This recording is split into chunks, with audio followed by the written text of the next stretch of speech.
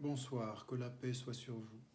Je voulais prendre la parole ce soir à la lumière des derniers événements qui touchent la France, en commençant bien sûr par condamner le meurtre et l'assassinat de Samuel Paty, pour transmettre également nos sincères condoléances à sa famille, à ses amis, à ses collègues et à ses élèves, parce que ce qui s'est passé est inacceptable, bien sûr condamnable, et que rien ne peut justifier.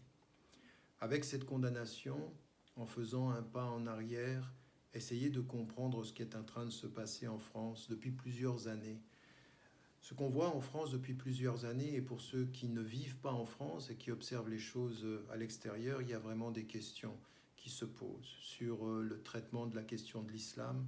Tout semble faire problème quand il est question d'islam en France. On parle des mosquées, on parle du foulard, on parle de la nourriture, on parle de l'emploi, on parle de la relation avec les pays étrangers. Comme si, effectivement, chaque fois qu'il est question pour les Français de confession musulmane de faire référence à leur religion, il se trouvait un problème, de la tenue vestimentaire à l'argent, à la nourriture, etc. Jusque même à parler et à faire un problème de ce qu'on mange dans les cantines, parce que si on donnait davantage de nourriture ou si on donnait une nourriture diversifiée, ce serait une atteinte à la laïcité, quand en fait c'est simplement le respect de la diversité. Mais enfin, les choses sont arrivé à ce point, et de l'extérieur on se dit mais que se passe-t-il dans ce pays qui soit si problématique, avec en plus bien entendu tout ce que l'on sait de problèmes du droit, du respect du droit, de la ségrégation dans un certain nombre de cités. Alors ça touche les personnes qui sont arabes, les noirs et les personnes qui sont de confession musulmane, et tout se mélange dans des vrais problèmes sociaux, parce qu'on a des problèmes d'habitat, la discrimination à l'habitat, la discrimination à l'emploi, la discrimination même à la liberté d'expression, parce qu'on voit des gens qui sont condamnés et condamnés et condamnés, qui continuent à parler, et puis d'autres qui n'ont jamais été condamnés, mais à qui on n'offre pas la possibilité de s'exprimer. Tout se passe en France comme s'il fallait parler de l'islam sans les musulmans, des musulmanes sans les musulmanes, et puis finalement les seuls musulmans qui auraient droit au chapitre, ce sont ceux qui pensent comme nous, et donc qui nous font presque oublier qu'ils sont musulmans, si ce n'est par leur nom, parce qu'ils répètent ce qu'on a envie de leur entendre dire. Et c'est ce que j'appelle effectivement non pas un dialogue, mais un monologue dialogué. On parle avec soi-même, entre soi.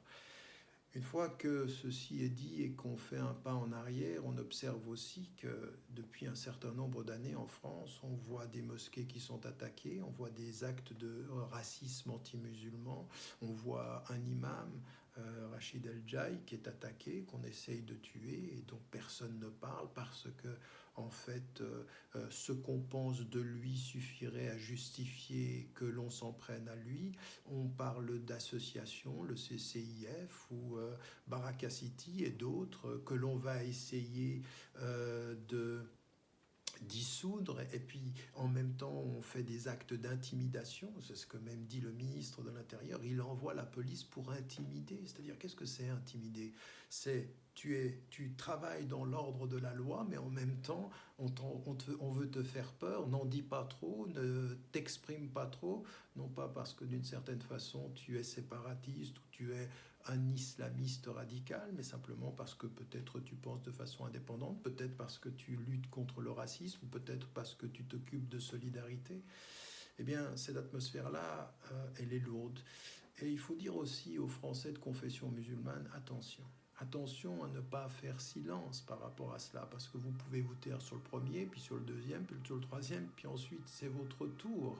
C'est-à-dire que l'État, la peur que l'on installe dans le pays, elle a bien un objectif politique, et de ce point de vue, avec sérénité, avec détermination, rappeler à la France le droit et le respect du droit, même en état d'exception, même en situation d'urgence. Il faut respecter le droit des associations, le droit des individus, et la liberté de conscience et la liberté d'expression de tous, et même des citoyens de confession musulmane.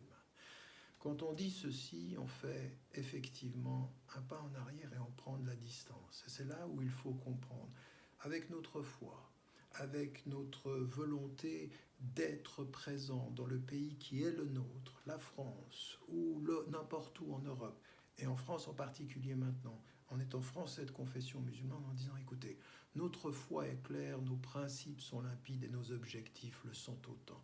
Notre foi, ce qu'elle nous dit, c'est répandre la paix. Nos principes, ce qu'ils nous disent, c'est respecter les lois et respecter les hommes. Et notre objectif, c'est servir tous les hommes, quelle que soit leur confession, quelle que soit leur couleur, que ce soit une femme ou un homme ou un enfant. Il faut que ceci soit dit. Et ceci, nous en avons l'expérience, et ça fait plus de 100 ans aujourd'hui qu'il y a une présence effective. Et l'acte d'un adolescent de 18 ans n'aura pas raison de la maturité de 100 ans de présence. Quoi que vous vouliez en dire, quoi que les médias veulent tordre comme image. Ça, c'est un premier élément.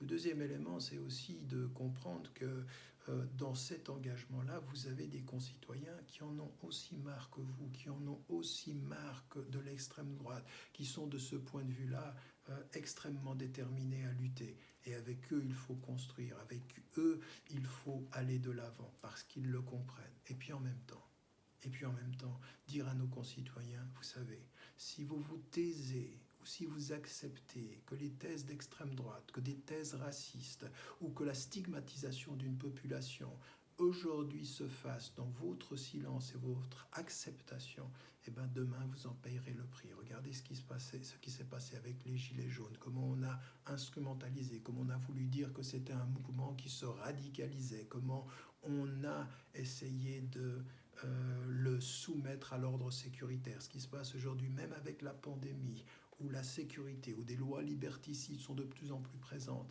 si aujourd'hui on attaque un pan de la population, c'est que demain, tout l'autre pan de la population qui est resté silencieux en payera le prix. Et ce qu'aujourd'hui les musulmans vivent, il se pourrait que toute la population française demain en paye le prix. Ne pas l'oublier, garder ce courage, cette sérénité, cette détermination. Le droit doit être respecté, la dignité des hommes doit être défendue et le service de tous doit être notre slogan. Toujours, en toutes circonstances, avec sérénité et toujours avec courage. N'oubliez jamais de dire à ceux que vous aimez que vous les aimez. La vie est fragile.